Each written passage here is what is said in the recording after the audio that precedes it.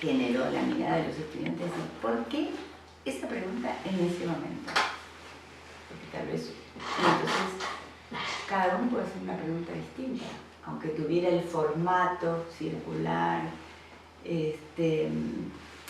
Entonces eso movió el foco de interés de la familia como un objeto al sistema terapéutico. Ellos, por eso es que yo considero que la Escuela de Milán es como una bisagra, que entonces empezó a mirar la conversación entre el terapeuta y la familia. Y entonces el grupo de Tom Andersen fueron muy influidos por Gianfranco Cecchini y la Escuela de Milán en general, pero Gianfranco Cecchini en particular porque era el que los visitaba en Tromsø. Esta cuestión de preparar después de toda esta investigación con preguntas durante la sesión, preparar esa intervención macro post-sesión, eso están todos al día, ¿no? Es decir, que armaban una intervención que era un verso. Mi centro de formación fue la Escuela de Milán, entonces uno preparaba un relato, un verso maravilloso del que uno se enamoraba y después se lo decía a la familia y la familia se iba y eso seguía trabajando en las mentes de los participantes de la familia.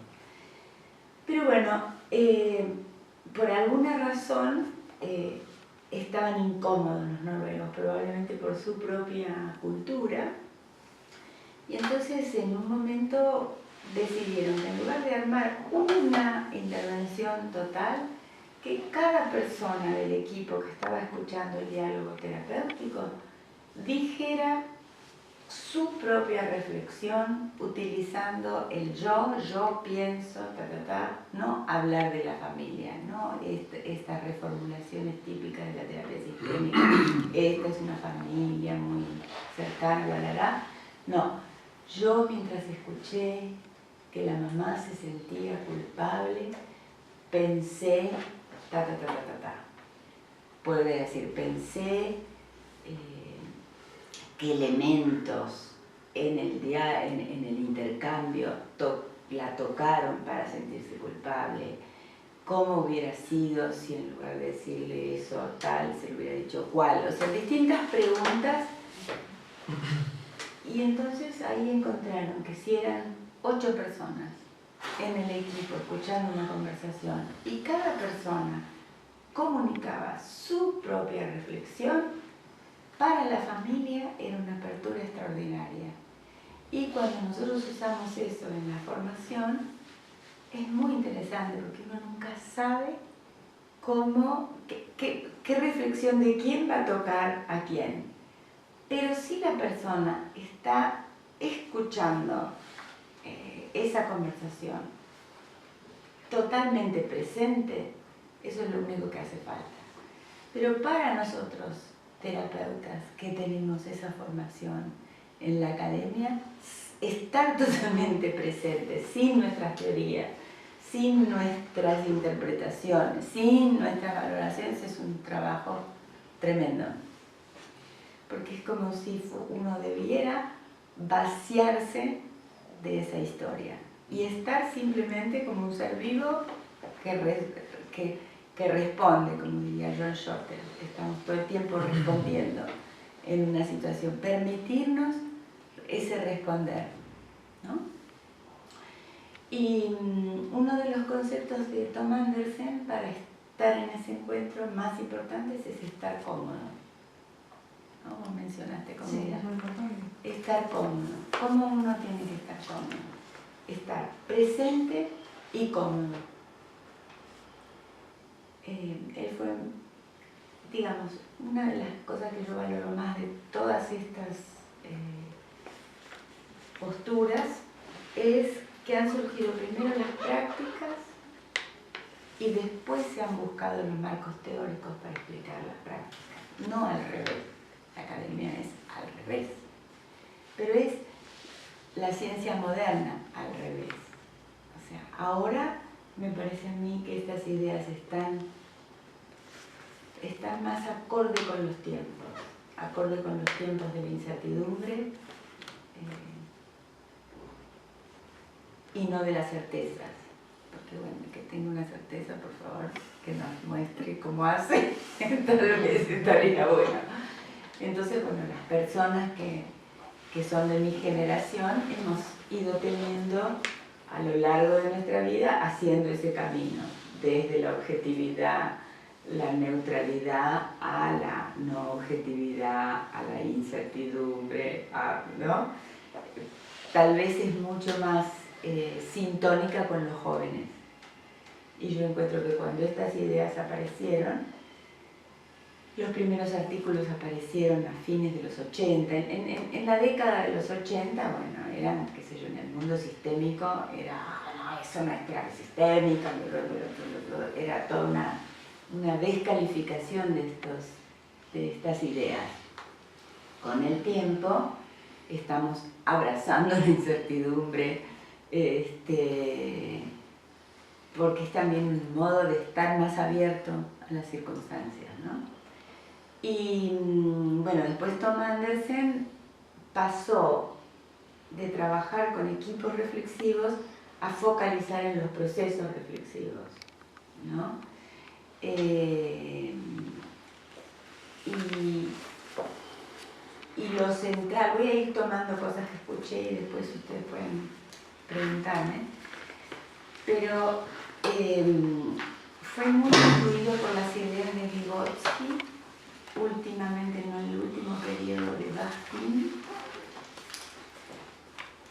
Gadamer como un filósofo y Heidegger, y últimamente también estaba con Wittgenstein, pero los primeros eran Gadamer, Vygotsky, y de ello las cosas más importantes es que podemos decir, preconceptos, uno es que el lenguaje no solo informa, sino que forma.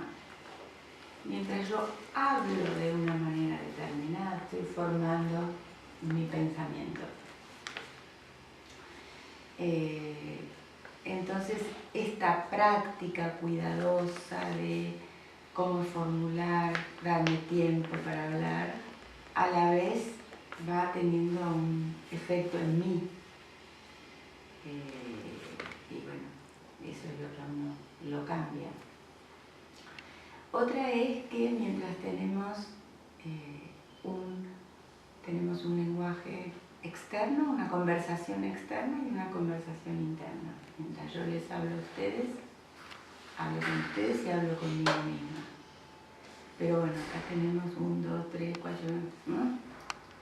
Todas esas conversaciones, porque internas de ustedes, mientras ustedes me escuchan, también están teniendo un diálogo con sus ideas, con sus qué sé yo, historias, sentimientos, bienestares, malestares. Entonces todo eso está activo permanentemente. Entonces, ¿cómo hacer para que esa conversación interna no altere mi posibilidad de escuchar cuando otro habla? Eso es lo clave, y eso creo que se compagina con estos principios que trae la postura colaborativa, es que mientras yo para pensar tengo que hablar. No es que tengo una idea antes y la expreso después, que esa es la visión tradicional, sino que en el acto del habla se genera un proceso de pensamiento. Nuevamente, para eso hay que estar entero y a su vez es ser escuchado. Si uno habla solo no tiene el mismo efecto, salvo si escribe, se genera ese proceso de reflexión. Entonces, para dialogar y escuchar es estar presente en el momento 100%. Uno no puede evitar, ni tampoco es aconsejable, no tener aseveraciones, comentarios, interpretaciones. Eso viene solo. El tema es qué hace uno con eso. la interpretación clásica está comunicar esa interpretación. La diferencia con esta postura es convertir esa aseveración en una pregunta que abra una posibilidad. Yo los escuchaba a ustedes con las prácticas de desempleo y nosotros tenemos un programa de familias en el suburbio de Buenos Aires, en una comunidad donde las familias dependemos de la Secretaría de Promoción y Restitución de Derechos de Niños, Niñas y Adolescentes. O sea, la gente que viene a la consulta ha estado derivada por ese servicio local de derechos y de alguna manera con situaciones donde ha intervenido este servicio, por lo cual en general están obligados. Y nosotros desarrollamos una práctica que es cuando la familia viene derivada por el trabajador social o quien sea el operador que ha trabajado con la familia en el área social, venga a la primera consulta y delante de la familia diga por qué esa persona ha pensado que la terapia familiar va a ser útil.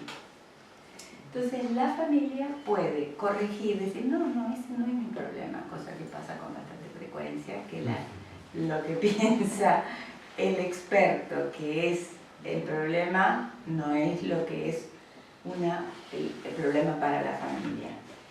Y esa invitación a la familia a ser escuchada en su propia voz, hemos tenido un resultado muy interesante y es que hemos tenido muy pocas deserciones, que en derivaciones forzadas uno tiene en general es el problema, un porcentaje alto de deserciones. Y hemos aprendido un montón, que es dar ese espacio a esa voz y que la familia realmente sienta que uno no es un agente del Estado a supervisarla, sino que está para su necesidad. Y eso está bien, es una confianza que cuando uno comunica genuinamente eso, llega. Entonces, bueno, Tom, o sea, para hablar y ser escuchado hay algunas reglas y es que no se puede hacer al mismo tiempo. No puede haber interrupciones, porque si mientras uno habla, otro se mete, chao, inmediatamente se corta ese proceso de pensamiento. Entonces, cuando uno hace eso con una familia, bueno, puede hablar con uno mucho tiempo, mientras la persona quiere hablar, no se le interrumpe.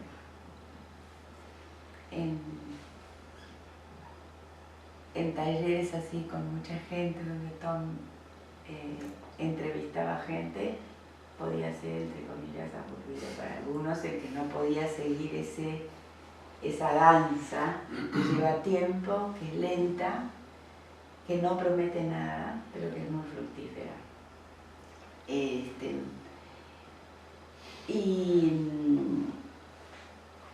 después sí se le pregunta al resto, por ahí podemos hacer alguna práctica si quieren con alguna situación terapéutica de ustedes para que tengamos una práctica con estas reglas. Después cada uno puede preguntar, puede reflexionar, pero o sea, hay un lugar muy importante al sentir, no solo a lo racional, más bien es al sentir que a lo racional. Después lo racional, porque lo racional es como si respondiera a un campo teórico ajeno, a un universal, no a un particular, que es muy diferente de la reflexión. La reflexión es como, bueno, yo soy un poco doméstica, pero digo que, no sé, las palabras son a los procesos de pensamiento lo que el jugo gástrico es al alimento, o sea, te ayudan a digerir las experiencias, pero tienen que ser tus palabras. Si es un marco teórico que te dice cómo tenés que ver lo tuyo, es ajeno, es separado, entonces uno puede tener montones de intercambios de palabras con personas donde no hay encuentro, porque es como discursos, no discursos de... sí, como discursos ajenos. No voy a entrar en discurso, sujeto y todas esas cosas que vienen de otros campos, pero no sé, ¿he sido clara? Sí. ¿Hay una pregunta?